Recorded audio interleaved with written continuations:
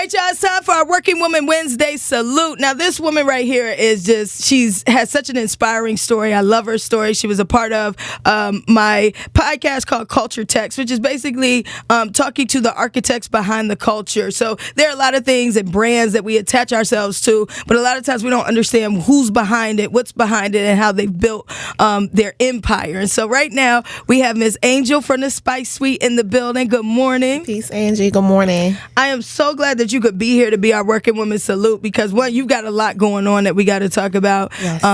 In D.C. But again, just your story in general about the Spice Suite, yep. which is over at Tacoma Park. Yes, on the D.C. side. On the D.C. side, okay. On the D.C. side of Tacoma Park. The story behind the Spice Suite is incredible. So let's talk a little bit about how you got the Spice Suite. So the Spice Suite was kind of this dream that I've started to live that I didn't even know I had. I have been going to this nail salon in Northwest D.C. for years. I'm supporting them because it's a black business. I happened to be walking by one day and saw a for lease sign a couple doors down. I had never, ever inquired about a commercial space ever. But for some reason, I wanted to call and see how much this commercial space was. And when I called, the landlord kept asking me, like, well, what do you want to do with it? Mm-hmm. That'll determine the price. And I'm like, oh, I don't know. I just wanted to know the price. I thought it was like calling for an apartment. I call, you tell me the rent, and I decide whether I want to move in. Right. So he kept asking me. I didn't know. And so he said, well, we're looking to make a decision in the next couple of days. So I said, okay. I want to open a spice shop. Can you just tell me the price? And I don't know where that came from, but once he said it, it clicked. And I got off the phone with him and called my best friend like, yo, I'm opening a spice shop. And she was like, where did that come from? Right. I was an assistant principal at a high school in D.C. Mm-hmm. And I thought it sounded dope. And so I started to think about it that night. We started texting back and forth names for it. 3.5 weeks later, I opened the Spice Suite. A month and a half later, I left my job as an assistant principal. And that was almost 4 years ago. I've been a full-time Spice girl. Wow. Now we got to talk about how does somebody leave that security? Yeah. I mean, was it that you just felt so strongly about this, so led that you were able to just walk away from it? Like what gave you that strength? Because that's usually for a lot of entrepreneurs, they end up kind of stuck in the middle of like, okay, I don't want to leave my job because of the security, but I do want to pursue my dream. But then I feel like I can't pursue my dream because I got this job. So yeah, that's hard. And a lot of folks ask that same question when I speak to other like entrepreneurs who are struggling with that decision. For me, I've always been a risk taker, being in fashion, wearing sequins on a Tuesday or Thursday, or just in life. Like I have never been scared about like what's next. But I will say that I had some security in that I am a residential real estate investor. So I have residential properties. So I knew that if all else failed, hopefully my tenants will pay their rent on time, and I won't be completely poor. It wasn't enough to sustain me, all of my bills, but there was some sort of a safety net there. Gotcha. But I don't know that I was thinking about that when I decided to just take the leap and open the store. Like I am very impulsive. I see something, I want it, I get it. And so I think that just kind of drove me to move a lot quicker through it. And I'm glad I did, because had I slowed down and thought about it, I don't think I would have done this. At all. No, absolutely. and you were in the education system, so you were teaching and grooming kids, and you're from DC, and so I'm sure it meant a lot to you. The work that you were doing in the school that you were at. Oh, for sure. I love kids. I started out teaching at Oak Hill, or now New Beginnings, the youth jail. I started out teaching there, then became a counselor, a dean, and then an assistant principal. So I just knew I would die an educator, like a formal educator. And what I've learned is that I still get to educate, just different. I still get to touch kids. I still participate in this summer youth employment program where I get to employ kids over the summers. So I get that fulfillment of being able to touch kids and reach them just in a very different way. Yeah. Now, back to the Spice Suite. You have a very unique setup, because I don't think I've ever been into a store where it was just completely spices. And you have spices from all over the world that you go get yourself. Can we talk a little bit about when you enter the Spice Suite, where it's located, and what happens when you go in there, and how you've been able to find all these spices and curate all these different mixtures too, because you mix spices. I do. So that's probably the most fun part for me, is being able to travel the world literally just to explore spices. So I've gone everywhere from India, Egypt, Morocco, Trinidad, Jamaica, like all over the world exploring spices. And I usually bring them back and I either blend them and make something fun out of it, or I'll bottle it as is. Like if I get a good curry powder from Trinidad and Tobago, I'm not touching it. I'm leaving it just like that. But some things I mix and match. Like our motto is food is fashion. So in the same way that I feel like you should just explore and have fun with your clothes, you should do the same thing in your kitchen. Like there are no rules. So when you walk into the store, it's a pretty relaxed environment. We have music playing. There's spices, like you said, all over the walls. We have olive oils. And we just encourage folks to explore and take risks and have fun. Yeah, I got to go in there. You let me try some dressings too. I think I tried a dressing that was from like Italy that you got, and it was really good. Yeah, the balsamic, it was really good. So the Spice Suite is definitely an experience. And then you also added on the Spice Girls, which I love this concept because it helped you to travel. Because another issue we see with entrepreneurs is a lot of times they get trapped in their business, and they're stuck having to tend to it every single day. You, like you said, you want to travel the world. You get to travel the world. How are you able to do that and maintain the business? So I developed a pretty unique business model. When I started this business, I knew I wanted to share space. I knew I did not want to kind of keep this for myself. I wanted to open it up. So I allowed small Black business owners to pop up and sell their products in my store completely free of charge. I give them a table, I provide the space for them, and we can kind of promote the events together. And when I started doing that, ironically, there were a lot of women. We allowed men to do it too, but a lot of the women would come and they would have success with their pop-up and say, oh, can I come back next week? And I was like, sure. And they say, oh, can I come again? And then I was like, yo, if you want to keep coming, how about the next time you come, I don't have to be here. I can show you how to work my register. You've been in here with me all day. You see my vibe. You understand my product.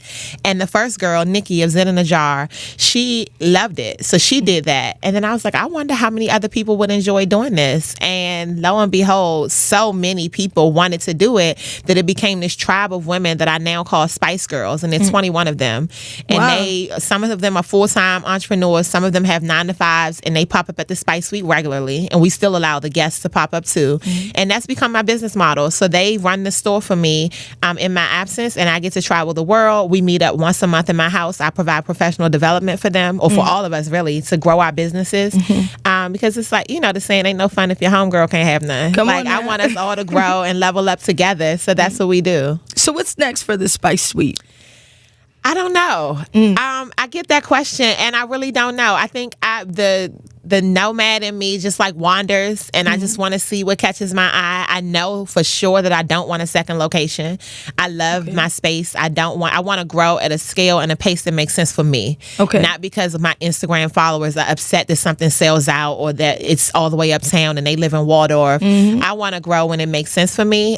So right now it doesn't make sense. So maybe in 5 years you'll ask me this, and my answer will be different. But for now, I'm just living. Talking to Angel of the Spice Suite. Let everybody know the location too, on the DC side of Tacoma, exactly where we can find the Spice Suite. The Spice Suite is at 6902 4th Street Northwest, right at the corner of 4th and Butternut Street on the Tacoma Park side of DC. Yeah, I've also seen that your social media following is very, very strong, and people really support you. And a lot of times they're trying to get recipes, which at first I was like, well, is she a chef? I'm not. And you're not a chef. I'm not a chef. I've been on MasterChef, but that show, as you know, is for home cooks. So I'm not a chef. I just love to cook. And when I, started the Spice Suite, I had already been cooking because I've always loved it. But when I started exploring these spices, I got just as excited as my customers get when they get new spices. So I want to come home and I want to cook with them and explore and have fun. And so I share those things on my Instagram page, and I had no idea that folks will receive it so well because I'm not a classically trained chef. I don't call myself a chef. I'm just a Spice girl who likes to cook. Well, it's working and it's growing, and I'm very happy for you. Let everybody know how they can follow the Spice Suite as well. We're on Instagram at the Spice Suite, suite like a hotel suite. So SpiceSuite. And how do you balance like motherhood, being a wife, being a friend, being a sister, how do you and owning the Spice Suite, managing this, managing your Spice Girls element as well? How are you balancing all of this, and how would you describe balance or what would you tell others who kind of struggle with balancing all of it? Because that's a lot of it. Some of us, we act like we can't do things, but it's like you just had a baby, another baby. Congratulations. Thank you. So how do you juggle it all? I think finding your tribe is important, be it your friends and your professional tribe, and also understanding that they may be different. Like the friends that I hang out with are not necessarily the friends who come in and help me fill spice bottles and label my bottles for me, and I'm okay with that. But my tribe has been so supportive. The Spice Girls are such an integral part to my business and helping me grow and be flexible and be free. So identifying that early was important for me because I knew from the beginning that time and flexibility and freedom were my priorities. Some folks go into entrepreneurship with the goal of paper chasing. Like they just want money. So they're willing to stay up all night, all day, do whatever they need to do, run the business all by themselves just to get money and not have to expend any. I don't mind spending money to make money. Like I don't mind the investment in the Spice Girls. I don't pay the Spice Girls. Like we have a sort of a barter relationship. But I don't mind investing in them to be able to reclaim some of my freedom. So I think you just have to be very clear about your priorities. Like whatever you want is exactly where you'll spend the most of your time. I want freedom more than anything. So I spend a lot of my time curating a space and a group of women that allow me to have that. That takes incredible vision. I love how you're doing it, you know, and I think that's something that we forget sometimes. Is like you have to design the life that you want. What do you want in your life? What do you want for yourself? And then designing your business model around that. And I don't hear that too often. A lot of times people they've been very ambitious. They found something they wanted to do, or they were chasing that passion. You know, and again, you saw a vision came to you off the impulse and you jumped to it, but then you've also just you've built out the life that you want for yourself on your terms. I'm grateful. Like I couldn't have imagined this life for myself. Like I really couldn't.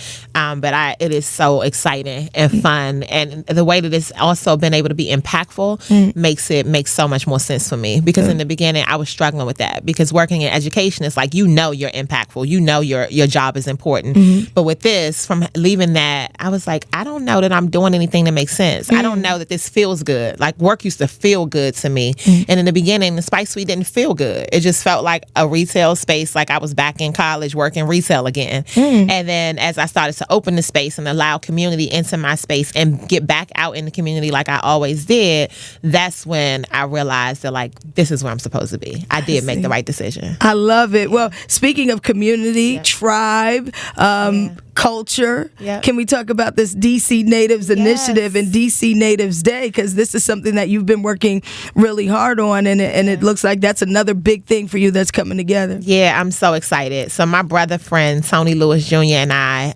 we staged a counter protest almost to a Washingtonian magazine ad last year. We saw an ad that pictured some folks who had t-shirts on that said something like, "I'm not a tourist, I live here." And we immediately responded to each other, just kind of on the phone, like, yo, what do they mean, I'm not a tourist, I live here? I'm from here. I'm not a tourist either. And we were like, yo, we need to get together and assemble and show folks that DC natives are here. We want to stay here. We don't hate gentrification, but we want you guys to know that this is our home. So you speak first. And so when we decided to do this photo campaign or this photo shoot, we did not know that there would be so many people that came out. It turned into what felt like a family reunion / block party / club let out. And so it was so much fun. And so when we did that, folks were interviewing us and we were talking about it, and everybody kept saying, what's next? And we were kind of like, I don't know. Like we just wanted to put out an image, and we realized it was so much bigger than that image. Like there were some issues attached to that that we needed to talk about and provide a platform and a space for. So we had worked with Kenya McDuffie, council member, who helped us to get DC Natives Day passed. So now May 20th is now DC Natives Day. And that day is just super important to us. Tony and I are natives of this city. We were born, raised, educated in this city, and it's important that we allow this kind of endangered culture to be protected and respected. Yeah. And so now we have it, DC Natives Day. Yes, May 20th. Yeah. Well, listen, Angel, before I let you go, I just feel like back to you owning these properties in DC. I mean, maybe we could all just buy a little something. Yeah. Well, if we can still afford it. Do you still invest in your properties? No, I haven't bought in 6 years. It was so much cheaper. I bought my first house when I was 23 with refund checks I flipped from Howard. Come on now. HU, you know.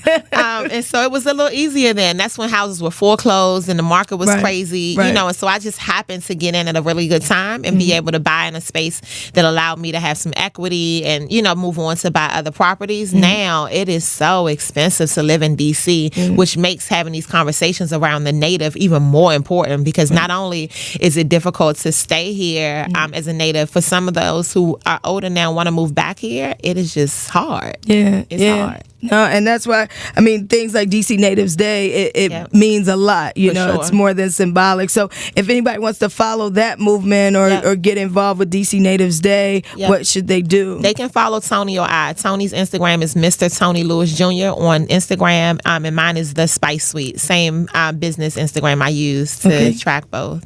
Well, I'm congratulate you on everything that you're doing. Keep it going. Congratulations on The Spice Suite, your new baby, all the growth in DC Natives Day. Let's keep it pushing. Thank you. And shout out to Tony Lewis Jr., man. Y'all already know. Angie Ange, I'm native-ish. Peace. Okay? Don't forget me on that one. Thank you, Angel. Oh, you're so welcome.